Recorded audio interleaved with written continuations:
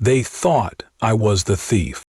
You ever been mistaken for a criminal while holding your grandma's rocking chair on your own front porch? Yeah, that happened to me. One minute I'm unloading my moving truck, soaked in Texas heat, dreaming about finally starting over. The next, a sheriff has his hand on his pistol, yelling for me to put the furniture down like it's contraband.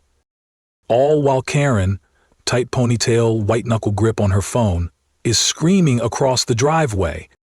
She's stealing. She doesn't live here. Funny thing is, I did live there. I owned the deed. I had the keys. The ink on my closing documents wasn't even dry.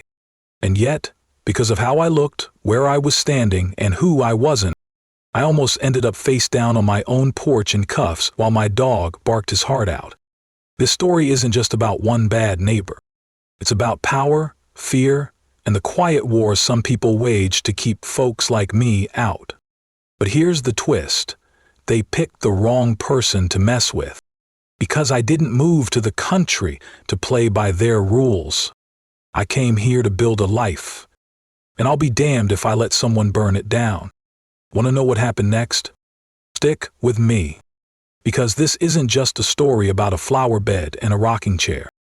This is how a quiet woman with a nursing degree, a dog named Cooper, and a whole lot of proof brought down the self-proclaimed queen of the HOA. They thought I didn't belong, arrested by appearance, not law.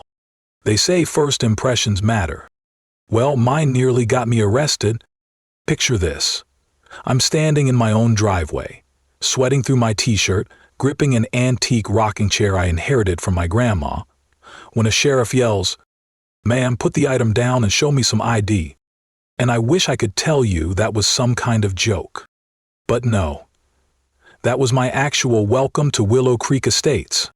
Meanwhile, Karen, yes, her real name was actually Karen, stood on the other side of the driveway with her oversized sunglasses and a phone practically glued to her face, yelling, "She doesn't live here. She's stealing. I know everyone in this neighborhood." And me, I just froze. I'd spent 11 years working back-to-back ER shifts in San Antonio. I'd saved up every dime for a chance at peace, space, stars, maybe a goat someday. I wasn't expecting to be treated like a burglar before I'd even unpacked my dog's water bowl. Speaking of my dog, Cooper, he was going nuts in the truck cab, barking like he knew things were about to go sideways. And he was right. You ever feel that burn in your chest, like your dignity is just dripping onto the gravel beneath your feet? That's what it felt like when the second deputy unhooked the snap on his holster. While I was standing there, holding a rocking chair, I tried to explain, voice cracking like a teenager on prom night. "I just closed on this house. I have the keys, I have the deed." But my words meant nothing, not until my realtor peeled into the driveway like he was auditioning for a Fast and Furious sequel. The tension didn't break all at once. It chipped, slowly. One document, one ID, one awkward silence at a time. But the moment that stuck with me wasn't the cop lowering his voice. It wasn't Karen's little smirk either. It was what she said after the truth came out. "I don't care what papers he has. She doesn't look like someone who belongs here. Not, doesn't belong in this house. Doesn't belong here." Like I was a mistake. A glitch in her perfectly manicured system. That was when I realized this wasn't just about property. It was about power, about gatekeeping, about image. And I wasn't about to shrink just because she couldn't picture me on this porch. If you've ever had a neighbor try to define your worth based on your appearance or assumptions, go ahead and hit that like button. Drop a comment below if you've ever had to prove yourself in a place you already belonged. And don't forget to subscribe, because trust me, this was just the beginning. Because when I woke up the next day, thinking the worst was behind me, I found an envelope in my mailbox. No stamp, no return address. Just one sentence scribbled in blue ink. Consider this a warning. Welcome to Willow Creek, the dream escape, why I left the ER for the country. Let me back up a second. Because before I was standing on gravel with a rocking chair and a deputy staring me down. I was standing under fluorescent lights, covered in someone else's blood, trying to resuscitate a man who called me nurse girl 5 minutes earlier. Emergency rooms? They don't show you the smell in the TV shows. They don't show you what it's like to clock out after 14 hours and realize you forgot to eat. Again. Or how your whole sense of self starts getting replaced by codes, alarms, and paperwork. I wasn't burned out. I was burned through. And the funny part is, the thing that finally pushed me wasn't a trauma case. It wasn't a fight in the waiting room or a near-death save. It was a pigeon. Yeah, I was walking to my car, post-shift, holding a cold meatball sub and a lukewarm coffee, when a pigeon dive-bombed me. Right on my left shoulder, like some urban omen. I looked up, sandwich in hand, and I just muttered, "I'm too tired for this. I want to hear frogs. I want to plant tomatoes. I want to sit on a porch and not be on call." That night, I opened Zillow. No filters, just typed "Land, Texas, quiet." And there she was, this little ranch house with a tired white porch, faded green trim, and 14 glorious acres of middle of nowhere. It wasn't perfect, but it was possible. It was mine if I wanted it. So I ran the numbers, called in every favor I had, sold the condo, packed my scrubs, and told myself, "Madison Carter, you're trading trauma for tomatoes." I pictured a slower life. Mornings with sunrises, evenings with Cooper curled at my feet. Maybe I'd learn to bake. Maybe I'd host awkward backyard barbecues with overly enthusiastic neighbors named Barb and Ken. Maybe I'd just breathe. But the universe apparently wasn't quite ready to let me have that peace without a fight. Because while I was daydreaming about lavender and goats, Karen was gearing up to declare suburban war. Coming up next, 3 garden wars, the petty politics of planting.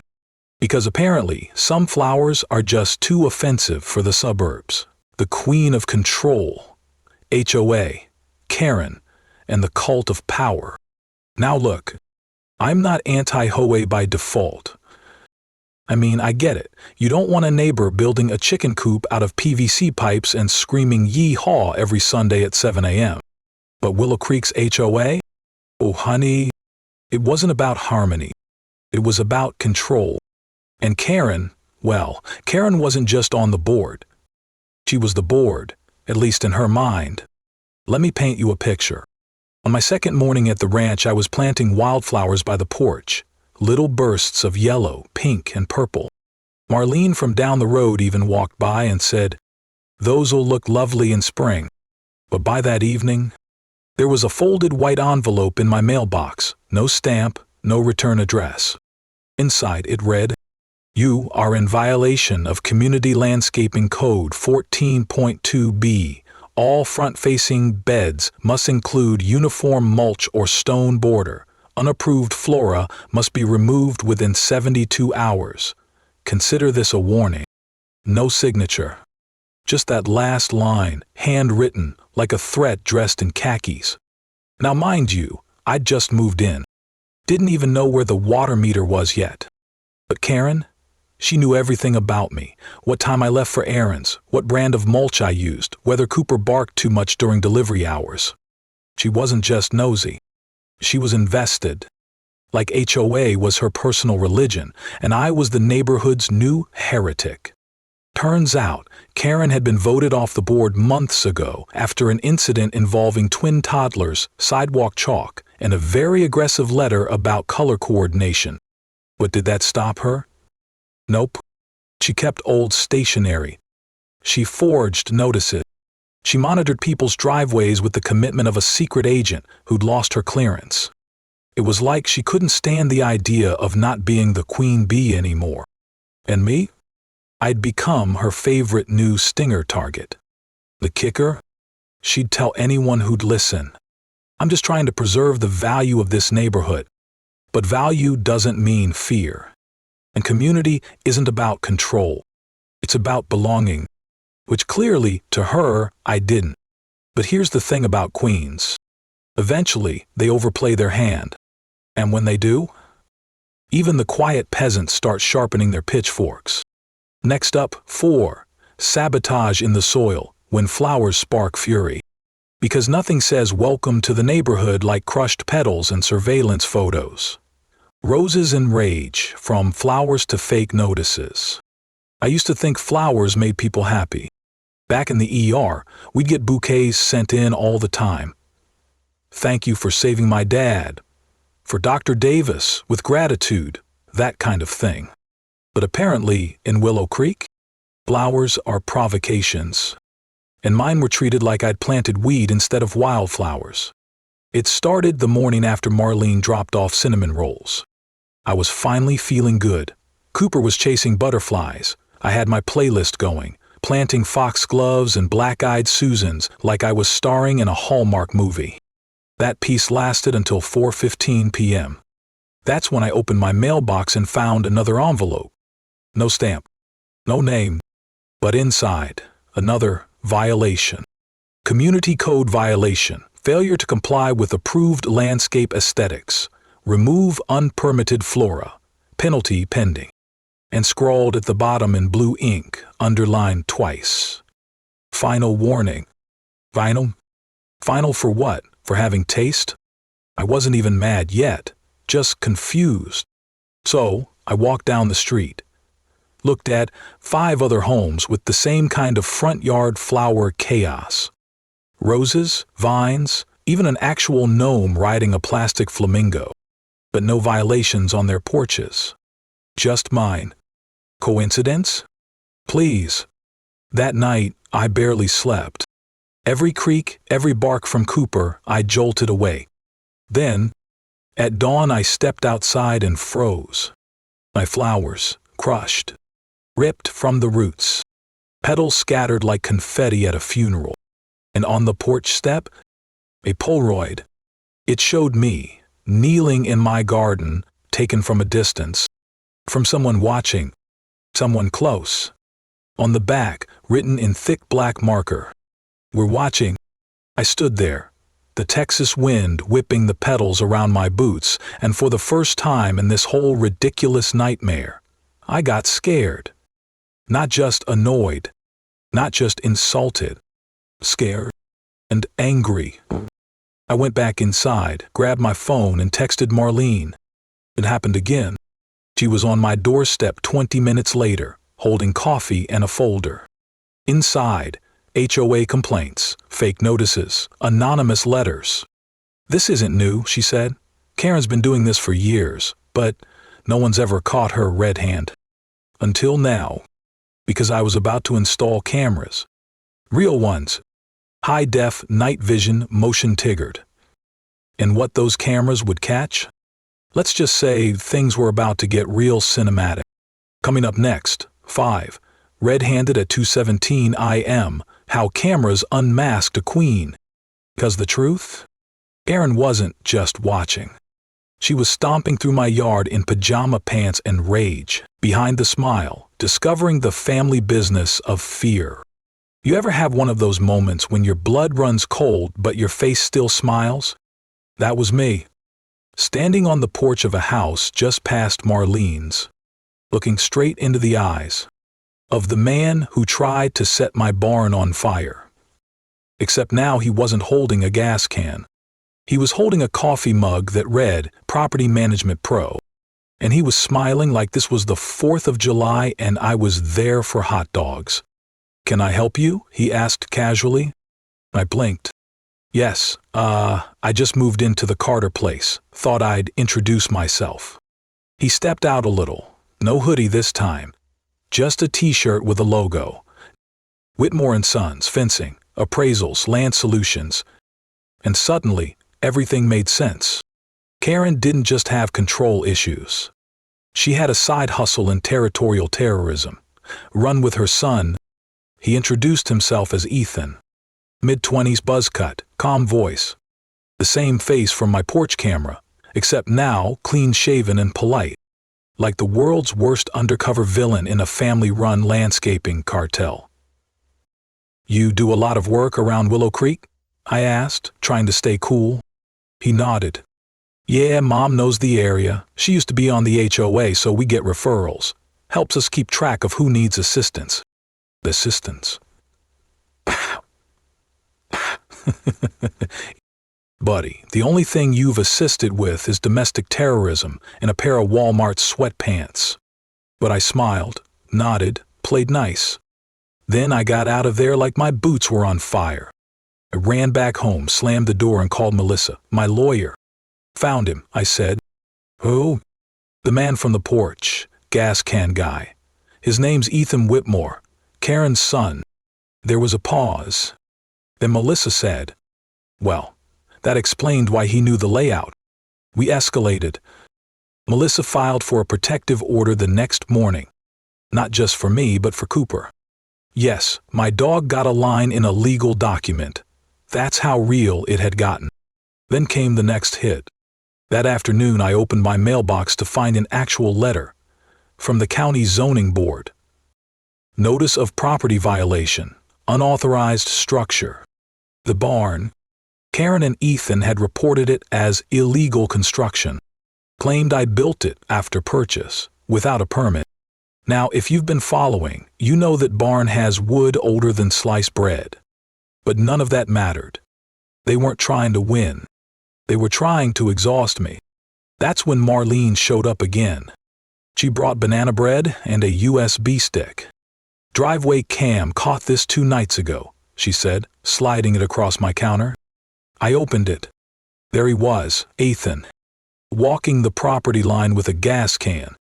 Hoodie on, face lit by moonlight. We had him. That night we filed everything to the sheriff. The photos. The footage. The fake notices. The zoning lie. The trespassing. The attempted arson. And the next morning, I got a knock on the door. Deputy Ramos. Warrant in hand. We're bringing him in, he said. And I knew this was our turning point. If you've ever dealt with someone who weaponized the system against you, someone who smiled to your face and sabotaged you behind the hedges, smash that like button, drop a comment, and don't forget to subscribe. Because next, coming up in part 6, the fire starter and the courtroom, when the law fights back. And trust me, justice may be slow, but it can burn hotter than gasoline. Legal chess, turning receipts into weapons. You ever sit in your kitchen, holding a mug of coffee in one hand and a gas can photo in the other? Because let me tell you, nothing prepares you for that kind of breakfast. That morning, after Ethan got hauled away in a sheriff's cruiser, I expected peace. I expected closure. Maybe even a nap. Instead, I got a letter from the county. Notice of property violation, unauthorized structure. Let me break that down. Karen and her pyro prince of a son tried to claim that my barn, the same barn with wood beams that looked like they were signed by Lincoln, was an illegal build. I laughed out loud. Then I cried. Then I texted Melissa, my lawyer. How many times do I have to prove I didn't build a 100-year-old shack? She replied one word. Receipts. We got to work. Historical satellite photos? Old inspection reports from 1983? A real estate listing from 2009 that mentioned charming aging barn with potential? We were building a wall. In a wall of truth. Brick by bureaucratic brick. Melissa filed a counterclaim the next day. Formal response to the zoning accusation. A restraining order request, and my personal favorite, a harassment and emotional distress claim, citing false reports, trespassing, attempted arson, HOA abuse, and mental sabotage by petty neighbor syndrome. Okay, that last one didn't make the official docket, but it should have. Now here's the twist. Karen wasn't done. Because 2 nights later I saw it again, headlights down by the barn. Only this time I was ready. I had a motion camera facing the pasture. I had the sheriff on speed dial. At Cooper in full guard dog mode. Tail up, ears sharp, bark on standby. The truck didn't stop. It rolled through the back gate like it owned the place. Next morning, I followed the tire tracks. They led to the edge of the creek. And there it was, another gas can, half buried, dripping. Only this time, there was more. A muddy boot print beside it. And a lighter still warm.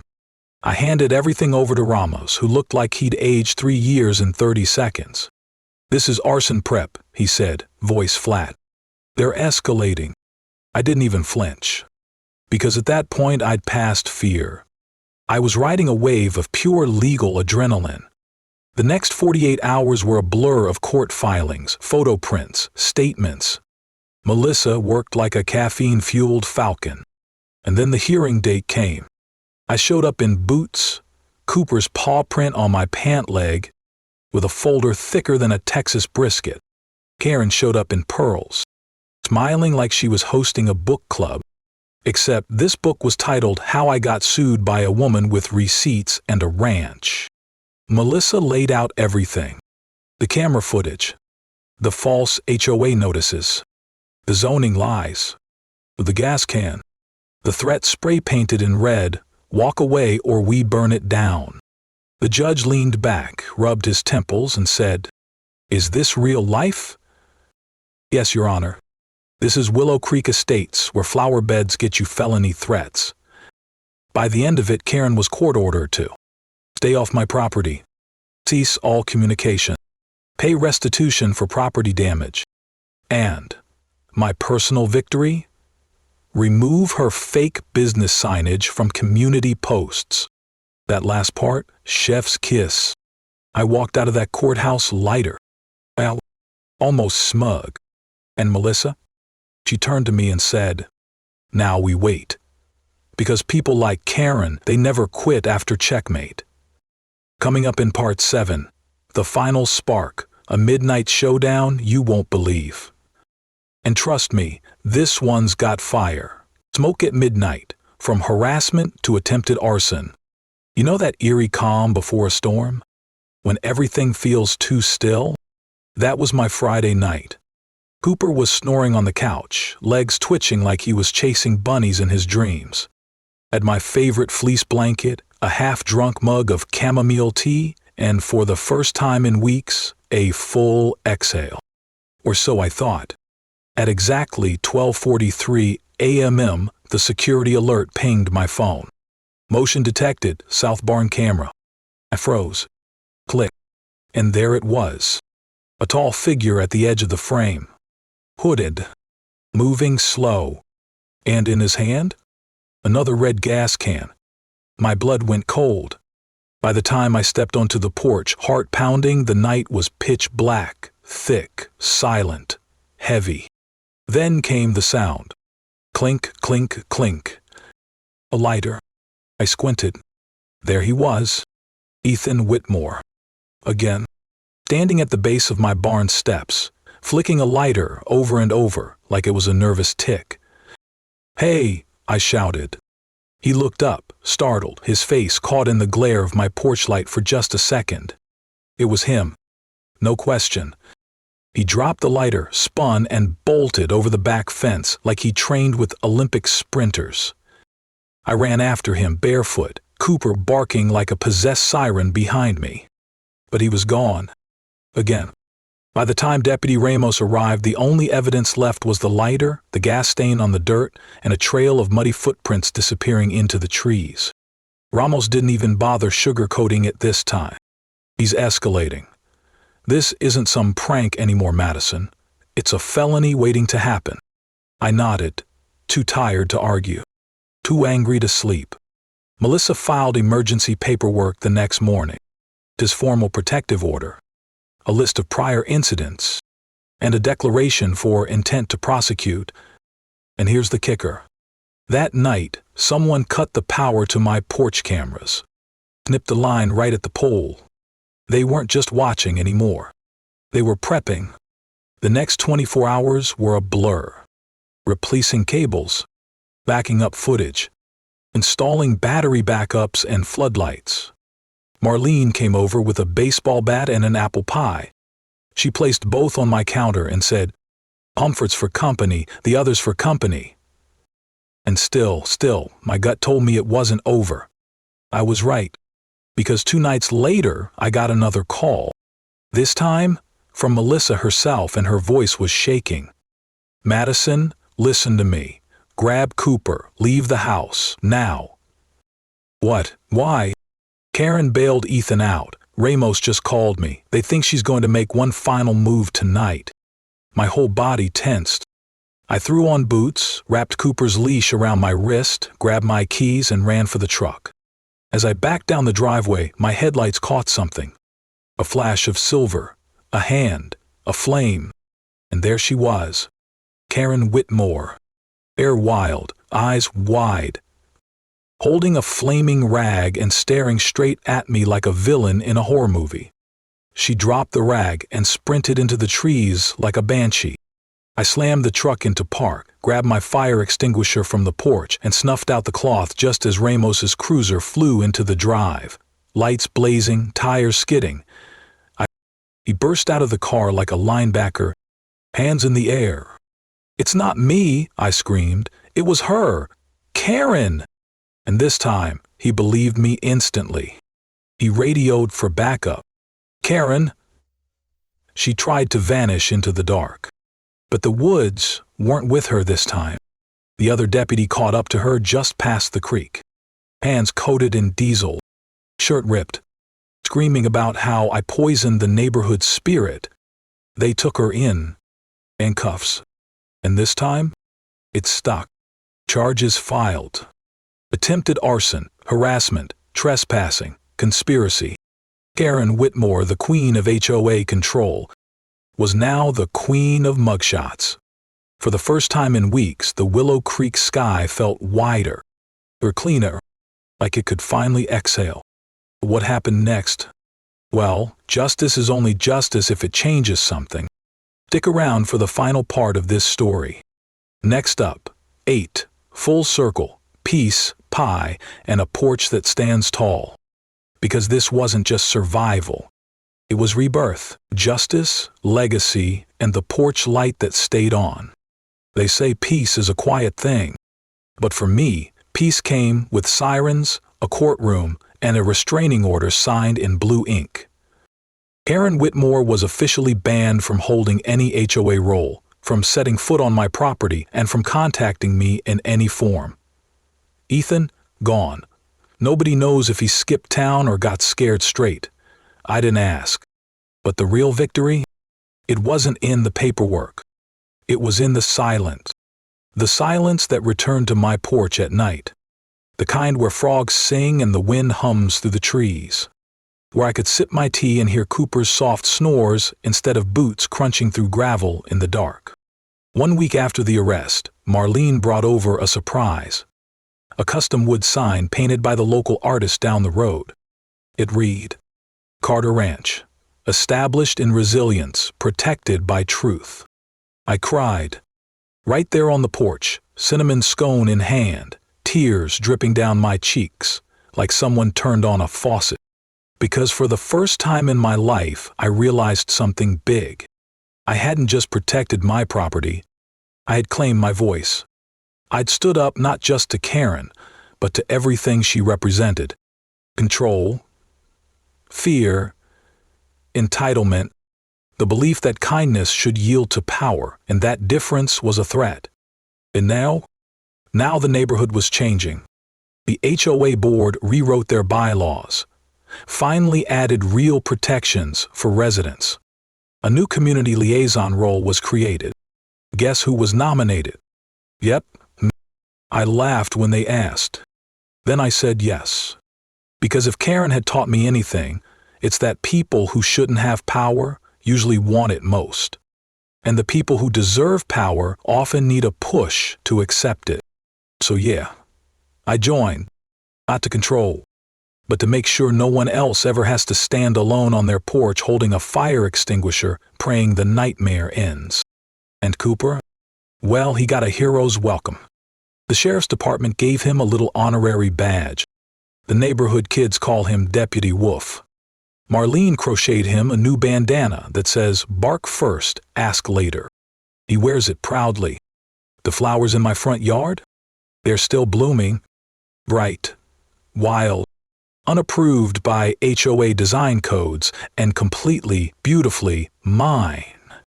I keep the porch light on every night now, not out of fear, but out of gratitude for the battles I won, for the neighbors who stood beside me, for the chance to build not just a home, but a legacy of courage.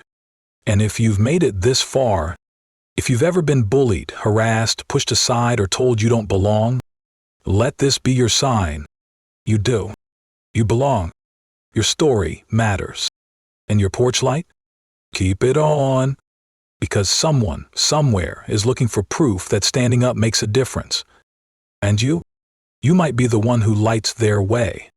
If this story meant something to you, don't forget to like, comment your thoughts, and hit that subscribe button. We've got more true stories that remind us all what it means to fight back with heart.